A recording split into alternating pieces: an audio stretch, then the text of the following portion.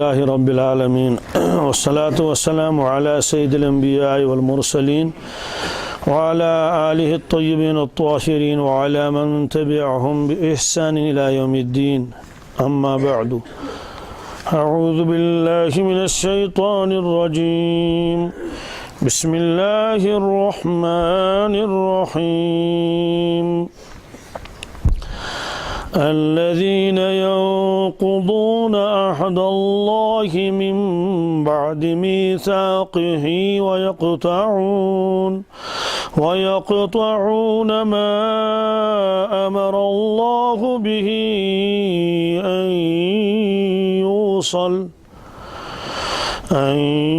يوصل ويفسدون في الأرض أولئك هم الخاسرون صدق الله المولانا العظیم۔ یہ سورہ بقرہ کی 27ویں آیت ہے۔ اس سے پہلی والی آیت میں اللہ تبارک تعالیٰ نے اس اعتراض کا جواب دیا جو اعتراض کفار نے کیا تھا اور بعض منافقین نے بھی، کہ اگر یہ قرآن پاک واقعی اللہ تبارک تعالیٰ کی کتاب ہوتی اور اسی کا کلام ہوتا تو یہ چھوٹی چھوٹی مثالیں اس میں نہیں ہونی چاہیے، جیسے مچھر ہے، مکھی ہے، مکڑا ہے۔ تو معلوم یہ ہوا کہ جو عظیم لوگ ہوتے ہیں وہ اس طرح کی باتیں اپنے کلام میں نہیں بیان کرتے ہیں، تو معلوم یہ ہوا کہ یہ اللہ تعالیٰ کا کلام نہیں ہے۔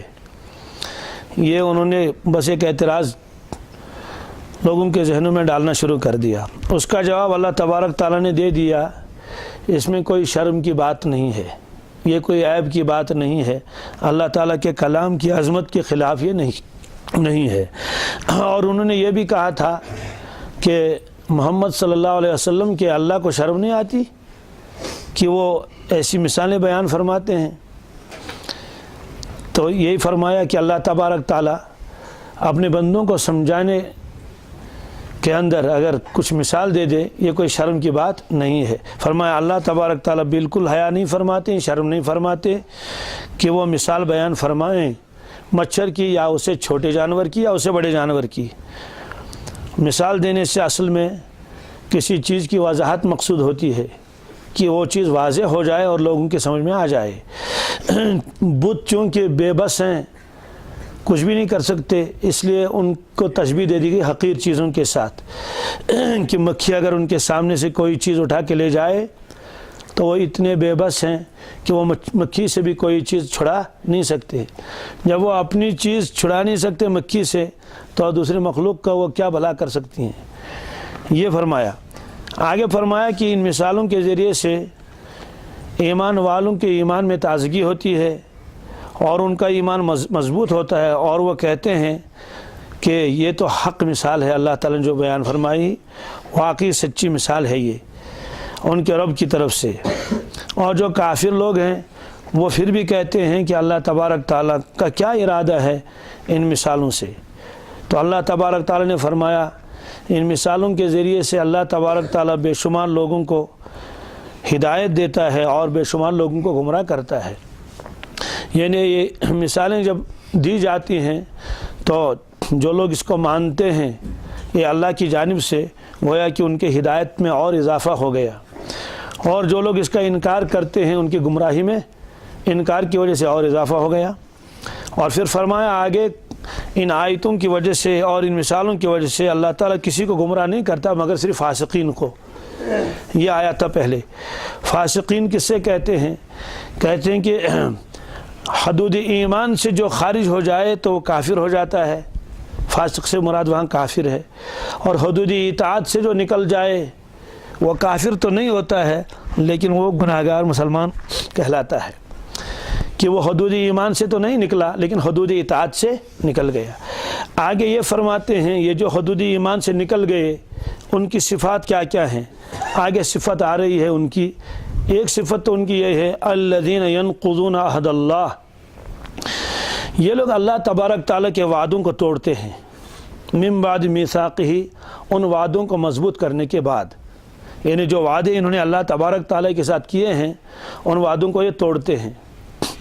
تو اب سوال یہ کہ یہ کون سا وعدہ ہے، انہوں نے کہاں وعدہ کیا تھا اللہ تعالیٰ سے؟ اس کے مختلف جوابات ہیں۔ ایک وعدہ تو یہ ہے کہ اللہ تبارک تعالیٰ نے یہ فرمایا تھا بنی اسرائیل سے خاص طور سے کہ آخر میں حضرت رسول اکرم صلی اللہ علیہ وسلم محمد مصطفیٰ تشریف لائیں گے، آپ لوگ اس پر ایمان لائیں، اور انبیاء علیہ الصلوۃ والسلام کے رشتوں کو آپ توڑیں گے نہیں۔ یہ بھی ان سے عہد و پیمان لیا گیا تھا، اور بھی وعدے لیے گئے تھے۔ تو ان وعدوں میں جو خاص طور سے 2-3 وعدوں کا تذکرہ قرآن پاک میں ہے، ان میں ایک وعدہ ہے جو اللہ تبارک تعالیٰ نے تمام بنی آدم سے لے لیا، تمام بنی آدم سے لے لیا۔ وہ وعدہ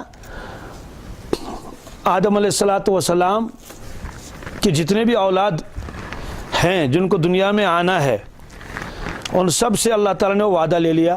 اس کو اصطلاح میں کہتے ہیں عہد الستو۔ کیا؟ عہد الستو اس کو کہتے ہیں۔ یہ وعدہ اللہ تعالیٰ نے لیا ہے اپنی ربوبیت کا۔ وہ عہد الستو کیا ہے؟ اس کا تذکرہ سورہ اعراف میں، یہ سورہ اعراف میں آیت نمبر 172 اللہ رب العزت فرماتے ہیں وَإِذْ أَخَذَ رَبُّكَ مِن بَنِي آدَمَ مِن ظُهُورِهِمْ ذُرِّيَّتَهُمْ۔ اللہ تعالیٰ فرماتے ہیں کہ یا رسول اللہ صلی اللہ علیہ وسلم، آپ اس وعدے کو یاد کیجئے اور لوگوں کو بتا دیجئے، فرما دیجئے کیا کہ لوگوں وہ وعدہ یاد کر لو، وہ واقعہ یاد کر لو جب اللہ تبارک تعالیٰ نے لیا بنی آدم سے اور بنی آدم کے پیٹھوں سے اور پشتوں سے کیا لے لیا؟ ان سے ایک وعدہ لے لیا۔ وَأَشْهَدَهُمْ عَلَىٰ أَنفُسِهِمْ، اور ان کو ان کے جانوں پر گواہ بنایا۔ کیا مطلب ہے اس کا؟ روایتوں میں آتا ہے کہ اللہ تبارک تعالیٰ نے آدم علیہ الصلوۃ والسلام کو پیدا فرمایا، پیدا فرمانے کے بعد اللہ رب العزت نے جیسی اس کی شان ہے اپنا دشت شریف آدم علیہ الصلوۃ والسلام کے پشت پر ایسے پھیرا۔ ایسے پھیرنے کے بعد جتنی بھی ذریت ان کی دنیا میں آنی ہے، سب اولاد آدم ہیں، وہ سارے کے سارے وہاں جمع ہو گئے، اور پھر ان کے پشتوں سے آگے اور ذریتیں نکلتی گئیں یہاں تک کہ قیامت تک آنے والا ہر شخص وہاں موجود ہو گیا۔ اور اللہ نے ان کو صرف روح ہی نہیں بلکہ ان کو جسم دے دیا، اور حدیث پاک میں کہ ان کا جسم جو ہے چونٹیوں کے برابر تھا، چھوٹے چھوٹے جسم تھے، اور اللہ نے ان کو فہم بھی دے دیا۔ تو اس وقت انہوں نے اللہ تبارک تعالیٰ کا دیدار کیا، اللہ رب العزت کو دیکھا، اور پھر اللہ تبارک تعالیٰ نے ان سے فرمایا اور ان کو گواہ بنایا ان کے جانوں کے اوپر۔ کیا فرمایا؟ الست بربکم، کیا میں تمہارا رب نہیں ہوں؟ یعنی کیا تمہیں اس کا اقرار ہے میں تمہارا رب ہوں؟ قالوا بلا، سبوں نے کہا بے شک، اس میں کوئی شک نہیں ہے آپ ہمارے رب ہیں۔ اس کا مطلب تو یہ ہے کہ جب میں تم کو دنیا میں بھیجوں گا تو وہاں میرا انکار نہیں کرو گے، اور جو میں حکم دے دوں گا اس کو مانو گے، میرے حکم کے مطابق زندگی گزارو گے۔ یہی تو ہوا، کیا میں تمہارا رب نہیں ہوں؟ انہوں نے کہا بالکل، اس میں کیا شک ہے؟ شہیدنا، حضرت ہم تو اقرار کرتے ہیں اس بات کا کیا آپ ہمارے رب ہیں، اب انکار کون کرے گا؟ کوئی نہیں کر سکتا۔ تو اللہ تبارک تعالیٰ نے فرمایا یہ وعدہ میں نے تم سے اس لیے لے لیا بلا واسطہ، درمیان میں کسی کو نہیں رکھا، ان تقولوا یوم القیامت انا کنا عن ھذا غافلین، کہ قیامت کے دن کہیں تم ایسا نہ کہو کہ ہم تو آپ کو جانتے ہی نہیں، ہم تو غافلین میں سے تھے، ہم کو خبر ہی نہیں تھی کہ آپ ہمارے رب ہیں، ہمیں آپ کی اطاعت کرنی ہے۔ فرمایا کہ یہ وعدہ میں نے تم سے پہلے اس لیے لے لیا کہ تاکہ تم کل قیامت کے دن یہ نہ کہہ سکو گے کہ یا اللہ ہم تو بے خبر تھے، اس سے ہمیں معلوم ہی نہیں تھا کہ آپ ہمارے رب ہیں، اور ہمیں عبادت و بندگی کے لیے دنیا میں بھیجا گیا ہے، یہ تو ہمیں معلوم ہی نہیں تھا۔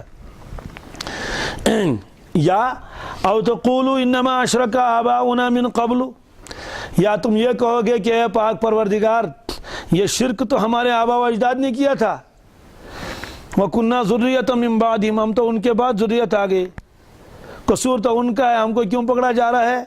अफतुहलिकुना बिमा फ़अलल मुब्तिलून, क्या आप हमको हलाक बर्बाद करेंगे उस काम पर जो उन गुमराहों ने किया था।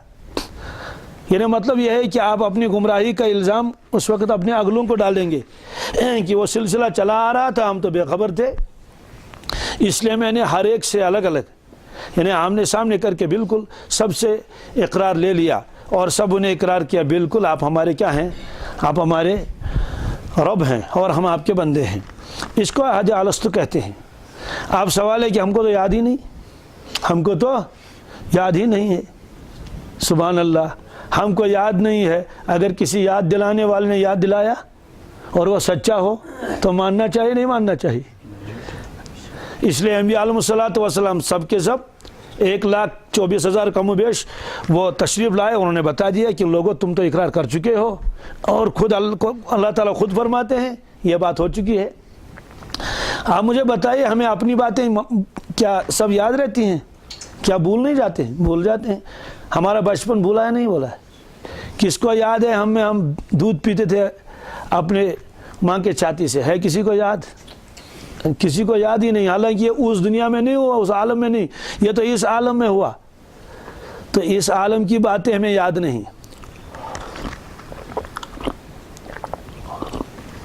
अच्छा मुझे बताइए, आप सब साहिब इल्म हैं माशाअल्लाह, सबसे पहला हर्फ आपको किसने पढ़ाया था?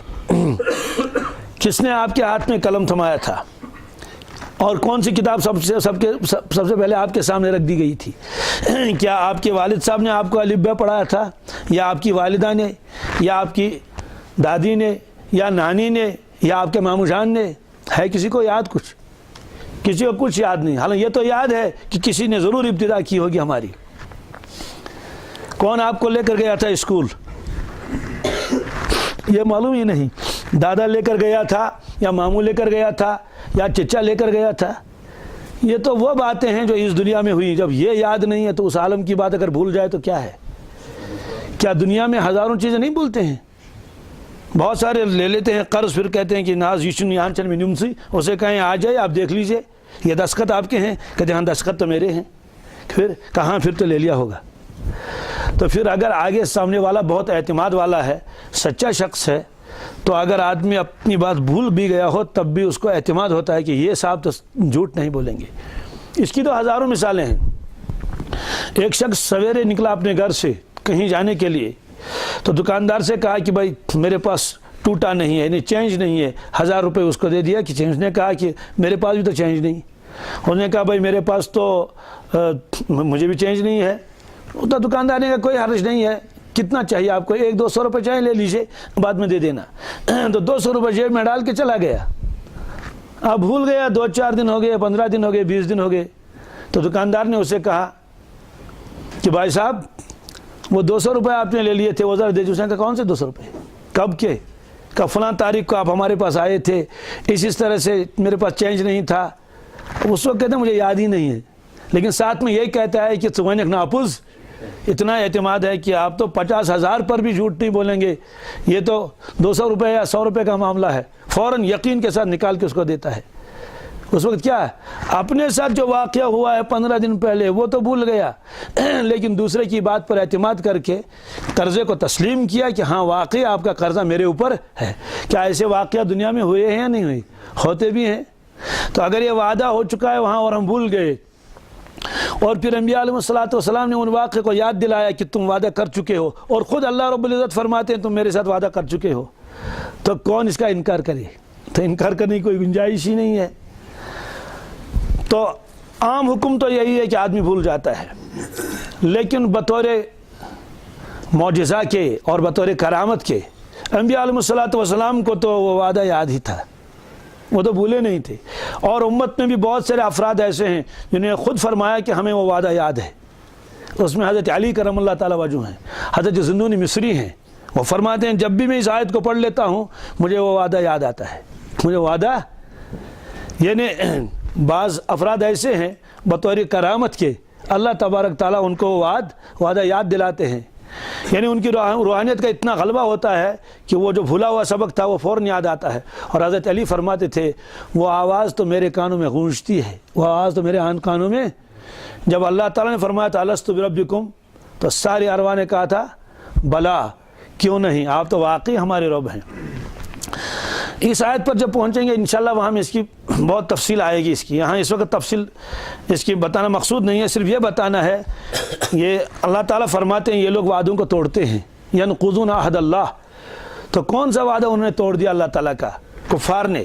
یہی وعدہ کہ ادھر سے فرمایا اللہ تعالیٰ کو آپ ہمارے رب ہیں، ہم آپ کی بندگی کریں گے، دنیا میں آ کر اس وعدے کو توڑ دیا. ایک وعدہ تو یہ ہے، اسے عہد الست کہتے ہیں. عہد دوسرا وعدہ اللہ تبارک تعالیٰ نے وہیں عالم ارواح میں ہی انبیاء علیہ الصلوۃ والسلام سے دوسرا وعدہ لے لیا. ایک وعدہ تو لے لیا تمام ذریت آدم سے، دوسرا وعدہ لے لیا انبیاء علیہ الصلوۃ والسلام سے. ان کی ارواح کو الگ کر دیا، عوام کو الگ کر دیا، کیونکہ یہ خاص طبقہ انبیاء علیہ الصلوۃ والسلام. پھر اللہ رب العزت ان سے ہم کلام ہوئے اور ان سے لمبی گفتگو کی.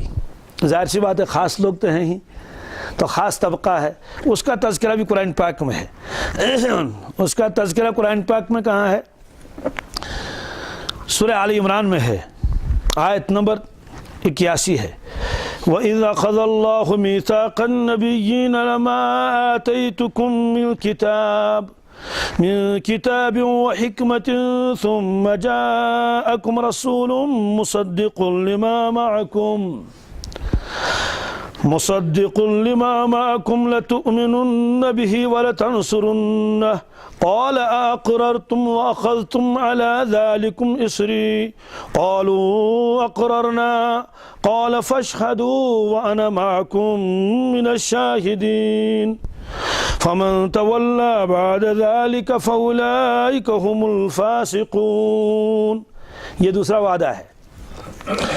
اس میں کیا فرماتے ہیں اللہ تبارک تعالیٰ؟ وَإِذْ أَخَذَ اللَّهُ، اور وہ وقت قابل ذکر ہے جب اللہ تبارک تعالیٰ نے لیا میثاق النبیین، تمام انبیاء علیہ الصلوۃ والسلام سے وعدہ لے لیا، عہد لے لیا. وہ وعدہ کیا تھا؟ اس میں فرمایا اللہ رب العزت نے لما آتیتکم من کتاب، کہ جو کچھ میں نے آپ کو دے دیا، یعنی آگے جا کر تو دے دوں گا لیکن فیصلہ ہو چکا، میں آپ کو کتاب دے دوں گا، وحکمت، علم دے دوں گا. مراد یہاں نبوت اور اللہ کی معرفت، اور کتاب سے مراد آسمانی کتاب. کسی کو تورات، کسی کو انجیل، کسی کو زبور، کسی کو صحیفے. یہ سلسلہ جب چلتا رہے گا اور میں آپ کو نبوت بھی عطا فرماؤں گا، کتابیں بھی، حکمت بھی، معرفت بھی، دانائی بھی، سب. ثم جاءکم، اس کے بعد جاءکم آئے گا تمہارے پاس، تشریف لائے گا تمہارے پاس، رسول، یہاں رسول عظیم، تنوین برائے تعظیم، ایک بہت ہی عظیم الشان اور عظمت والا رسول تشریف لائے گا تمہارے پاس. مصدق لما معکم، جو کچھ تمہارے پاس ہے، شریعت، نبوت، کتابیں، اس کی وہ تصدیق کرے گا، اس کی وہ مصدق لما معکم. لتؤمنن به، تم ضرور ضرور اس پر ایمان لاؤ گے. ولتنصرن، تم ضرور ضرور اس کی مدد کرو گے. یہ اللہ تعالیٰ نے فرمایا کہ تمہارا سلسلہ جب آخر کو پہنچے گا، پھر اس کے بعد آخر میں ایک بہت ہی عظیم الشان اور عظمت والا اور بہت ہی شرف اور بزرگی والا نبی بھیجوں گا. اور جاءکم، وہ آئیں گے تمہارے پاس. مصدق لما معکم، سب سے پہلے تو ان کا کام یہ ہوگا وہ تصدیق کریں گے، تمہاری نبوت کی تصدیق کریں گے، جو کچھ تمہارے پاس ہے، لما معکم، اور تمہیں اس پر ضرور ایمان لانا پڑے گا اور اس کی مدد بھی کرنی پڑے گی. قال اقررتم، تو اللہ تعالیٰ نے فرمایا کہ کیا آپ لوگوں نے اس کا اقرار کیا؟ واخذتم علی ذلکم اسری، اور اس شرط پر میرا یہ عہد قبول کیا آپ نے، یہ وعدہ. قالوا اقررنا، تو تمام انبیاء علیہ الصلوۃ والسلام نے بیک زبان ہو کر جواب دیا اقررنا، حضرت بالکل ہم اس کا اقرار کرتے ہیں کہ ہم ضرور ان پر ایمان لائیں گے، ان کی مدد کریں گے. قال فاشهدوا، اللہ تعالیٰ نے فرمایا اچھا گواہ رہو. وَأَنَا مَعَكُم مِّنَ الشَّاهِدِينَ، میں بھی گواہ ہوں، میں بھی، یعنی اس بات کے آپ بھی گواہ رہیے، میں بھی گواہ ہوں. فَمَن تَوَلَّى بَعْدَ ذَلِكَ، جو پھر جائے گا اس وعدے کے بعد فاولئک هم الفاسقون، تو فاسق ہوں گے، کیا ہوں گے؟ نافرمان۔ اب ظاہر سی بات ہے انبیاء علیہ السلام سے تو یہ ناممکن ہے کہ اس عہد سے پھر جائیں۔ یہاں مراد ان کی امت ہے، یہاں مراد ان کی کہ اگر تمہاری امت میں کوئی شخص اس وعدے سے پھر گیا تو وہ فاسق ہوگا، کیا ہوگا؟ وہ کافر ہوگا۔ اب سوال یہ ہے کہ پھر کیا ہوا؟ اور سب انبیاء علیہ السلام تو ان پر ایمان لائیں گے، کیونکہ انبیاء علیہ السلام ایک دوسرے پر بھی ایمان لاتے ہیں، یعنی سب نبیوں کو حق سمجھتے ہیں، کیا؟ بالکل سارے انبیاء علیہ السلام سچے ہیں۔ تو یہ قرآن پاک میں ہے، آمن الرسول بما انزل الیہ من ربہ والمؤمنون کل آمن باللہ وملائکتہ وکتبہ ورسلہ۔ تو سارے انبیاء علیہ السلام تو سارے نبیوں پر ایمان لاتے ہیں۔ تو یہ فرمایا ایک تو ضرور ان پر ایمان لاؤ گے اور ان کی مدد کرو گے، ٹھیک ہے، ایمان تو پہلے بھی آدمی لا سکتا ہے، یعنی یقین کرنا کسی بات پر، لیکن مدد کی کیا شکل ہے؟ مدد کی شکل یہ ہے کہ ہر نبی اپنی امت کو یہ بتائے کہ دیکھو تم میرے امتی ہو، آخر میں نبی کریم صلی اللہ علیہ وسلم تشریف لائیں گے اور تم ضرور ان پر ایمان بھی لانا اور ان کی مدد بھی کرنا، یعنی ان کے دین کی۔ یہ تمام انبیاء علیہ السلام نے ایسی تاکید کی ہے اپنے امتوں کو، تمام انبیاء علیہ السلام نے کہ ان کی مدد کرو گے۔ ایک مسئلہ تو یہ ہو گیا، یہی وجہ ہے کہ جو صالح تھے یہود میں سے اور نصارہ میں سے سارے کے سارے مسلمان ہو گئے سچے دل سے، ہر درم تھے تو ان کو چھوڑ دیجئے۔ وہ تو فرمایا کہ جو پھر جائے گا اس وعدے سے وہ تو کیا ہوگا؟ فاسق ہوگا۔ اب سارے انبیاء علیہ السلام نے کہہ دیا کہ حضرت ہم ضرور ان پر ایمان لائیں گے، ان کی مدد کریں گے۔ ظاہر سی بات ہے اگر باپ کی اولاد کسی کی مدد کرے وہ تو باپ کی طرف نسبت کی جاتی ہے نا، بات سمجھ آ گئی؟ اگر کسی کی اولاد کسی کا نقصان کرے تو اس سے کہتا ہے چکر اس میں نقصان یوت تیوت۔ اگر وہ کہے گا میں نے تو نقصان کیا نہیں، کہنے تمہاری اولاد نے تو نقصان کیا، کہتے نہیں کہتی تو عرف عام میں ہے۔ تو انبیاء علیہ السلام کی امتیں مدد کریں گے اللہ کے نبی صلی اللہ علیہ وسلم کی، گویا کہ اس نبی نے مدد کی، کیونکہ انہی کی تعلیم تو تھی کہ فلاں کے ساتھ جا کر کیا کر لو؟ مدد کر لو۔ یہ تو ہوا۔ اور عملاً کیا ہوا؟ عملاً یہ ہے کہ اس پورے طبقے میں سے یہ جو بہت بڑی جماعت ہے اللہ کی مقرب اور اللہ کے منتخب اور برگزیدہ بندے، عملی طور پر ان میں سے کوئی ایک ہو جو اللہ کے نبی صلی اللہ علیہ وسلم کے دین کی عملاً مدد کرے اور بہت زبردست مدد کرے۔ فیصلہ ہو گیا، اللہ کے علم میں تھا کہ سلسلہ چلتا رہے گا، سارے انبیاء علیہ السلام آئیں گے، پھر رسول پاک صلی اللہ علیہ وسلم تشریف لائیں گے، رسول کریم صلی اللہ علیہ وسلم دنیا سے تشریف لے جائیں گے۔ وہ جو وعدہ کیا تھا ہم ضرور تمہارے دین کی مدد کریں گے، فیصلہ ہو گیا کسی ایک کو منتخب کرنا پڑے گا۔ اللہ کے علم میں سب کچھ ہے۔ وہیں فیصلہ ہو گیا کہ عیسیٰ علیہ السلام کو دنیا میں بھیجیں گے اور وفات سے پہلے ان کو اٹھا کے لے جائیں گے، کس میں؟ آسمان پر۔ پھر اس کے بعد اللہ کے نبی صلی اللہ علیہ وسلم تشریف لائیں گے، زمانہ گزرے گا، صدیاں گزر جائیں گی، جب دین پھر کمزور ہو جائے گا اس وقت دین کو زبردست ضرورت ہوگی کسی مددگار کی۔ اس وقت اللہ تبارک تعالیٰ وہ جو وعدہ کیا تھا انبیاء علیہ السلام نے عملی طور پر اس شخص کو پھر واپس نازل فرمائیں گے عیسیٰ علیہ السلام کو، اور وہ آ کے پورے عالم میں بالکل اسی طرح سے جس طرح سے گویا کہ ابتدا میں اسلام تھا برابر اسی نہج پر اس کو چلائیں گے اور اسی مقام پر امت کو پھر پہنچائیں گے۔ تو گویا کہ عملی اعتبار سے بھی مدد ہو گئی نہیں ہو گئی؟ عملی اعتبار سے۔ اچھا یہ وعدہ تو ہوا انبیاء علیہ السلام کے ساتھ، پھر کیا تمام انبیاء علیہ السلام نے ان کو اپنی امت کو یہ سبق سنایا؟ بالکل، ظاہر سی بات ہے، جو انجیل پڑھے گا تو اس میں لکھا تھا کہ اللہ کے نبی صلی اللہ علیہ وسلم تشریف لائیں گے، جو زبور پڑھے گا تو اس میں بھی لکھا تھا، جو توریت پڑھے گا اس میں بھی لکھا تھا۔ سارے انبیاء علیہ السلام اپنی امت کو یہی بتاتے آئے، اور رسول اکرم صلی اللہ علیہ وسلم کے تو نبیوں کے سردار ہیں اور پورے عالم کے لیے نبی ہیں۔ باقی انبیاء علیہ السلام علاقائی نبی ہیں، اس کا تذکرہ قرآن پاک میں ہے۔ وَإِلَىٰ ثَمُودَ أَخَاهُمْ صَالِحًا وَإِلَىٰ مَدْيَنَ أَخَاهُمْ شُعَيْبًا وَإِلَىٰ عَادٍ أَخَاهُمْ هُودًا۔ یہ سارے انبیاء علیہ السلام علاقائی نبی ہیں۔ گویا کہ جو کام نبی کریم صلی اللہ علیہ وسلم کو پورے عالم میں کرنا تھا اس کی گویا ابتدا ان انبیاء علیہ السلام نے کی، آخر میں ان کے سردار تشریف لائے۔ تو یوں کہہ دیجئے کہ باقی انبیاء علیہ السلام بھی تو وہی کام کرتے تھے جو کام اللہ کے نبی صلی اللہ علیہ وسلم کو کرنا تھا، لیکن حضرت تو آخر میں تشریف لائے اور پورے عالم کے لیے اکیلے۔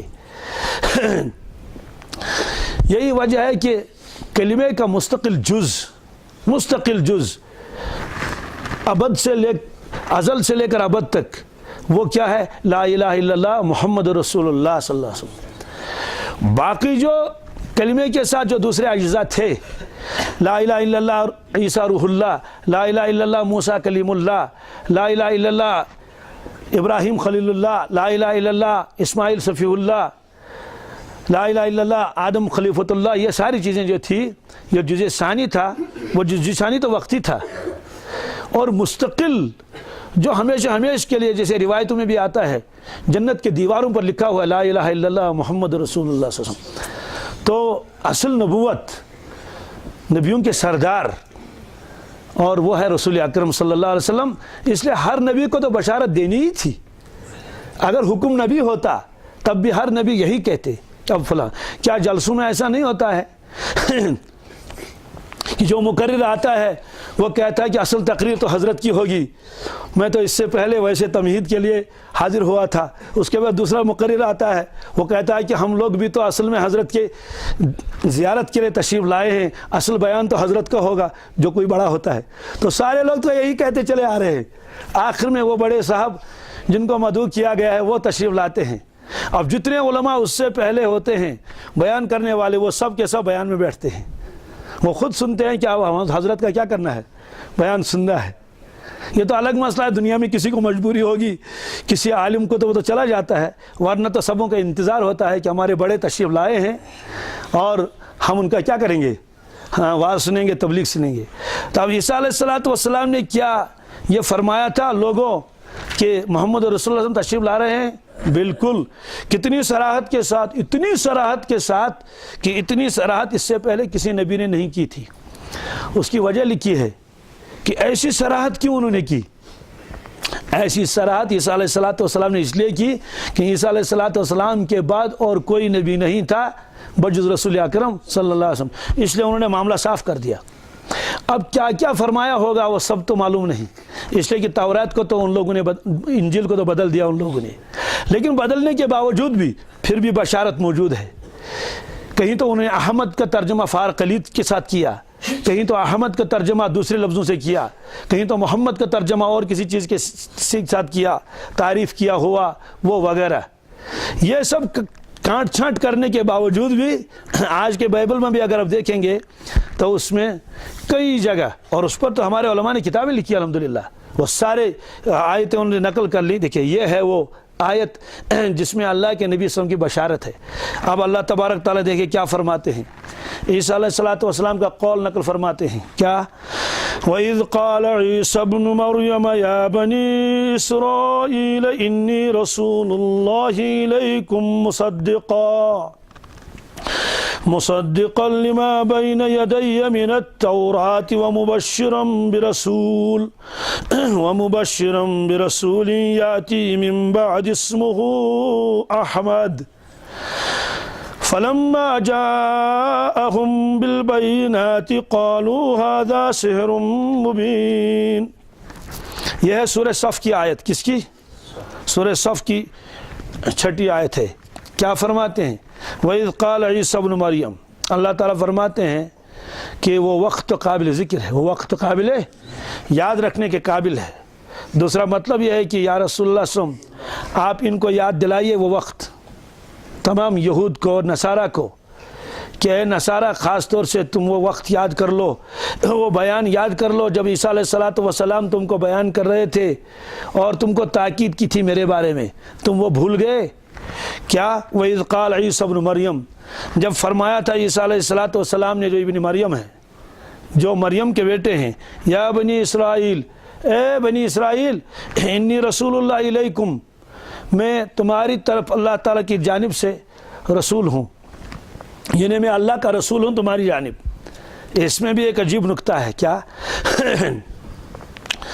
عیسیٰ علیہ السلام نے بنی اسرائیل سے کہا میں تمہارا نبی ہوں، اس کا مطلب یہ ہے کہ تمہارے علاوہ جتنے بھی ذریتیں ہیں ان کی ذمہ داری میرے اوپر نہیں ہے۔ ایک موقع پر آپ نے ایک جماعت کو بھیجا تبلیغ کے لیے، اور ساتھ میں یہ تاکید کی کہ حواریین سے فرمایا کہ صرف اس بستی میں جانا جس بستی کے لوگ بنی اسرائیل ہوں، کیا ہوں؟ یعنی یعقوب علیہ السلام کی اولاد، کیونکہ بنی اسرائیل کے کیا مطلب ہے؟ بنی معنی اولاد، اسرائیل یہ یعقوب علیہ السلام کا لقب ہے قرآن پاک میں، اسرائیل کے معنی عبداللہ، کیا؟ تو صرف اس بستی میں تبلیغ کر لینا جس بستی کے رہنے والے کون ہوں؟ بنی اسرائیل ہوں۔ انہوں نے عرض کیا حضرت